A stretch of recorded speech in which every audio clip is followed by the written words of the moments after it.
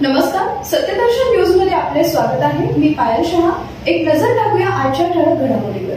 अब्रुनुकसानीच्या खटल्यात दोषी संजय राऊत म्हणाले 15 वर्ष शिक्षा दिली तरी थांबणार नाही। शिवसेना ठाकरे गटाचे नेते आणि खासदार संजय राऊत यांना न्यायालयाने अब्रुनुकसानीच्या खटल्यात दोषी ठरवत शिक्षा केली आहे। त्यांना 15 दिवसांची शिक्षा दिली आहे। त्यावेळी न्यायालयात काय काय घडलं याची माहिती मेधा सोमय्या यांच्या वकिलांनी माध्यमांशी दिली।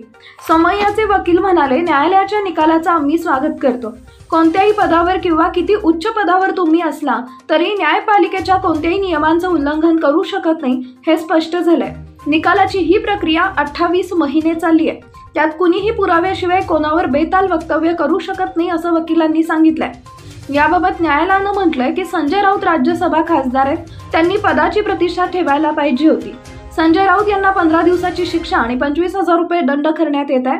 हा दंड सोमय्या यांना देण्यात येणार आहे। भाजप नेते किरीट सोमय्या यांनी राऊत यांनी 27 आरोप केल्याचे सांगितले।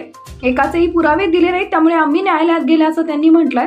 तर मेधा सोमय्या म्हणाल्या, माझ्या संस्थेला किंवा माझ्या कुटुंबावर कुणी डाग लावण्याचा प्रयत्न करत असेल तर त्याला मी सामोरे जाईन। या कठीण काळात अनेकांची मला साथ मिळाली, आज मला न्याय मिळाला। संजय राऊत जामिनावर सुटल्यावर म्हणाले की 15 दिवसच काय, 15 वर्ष शिक्षा दिली तरी थांबणार नाही।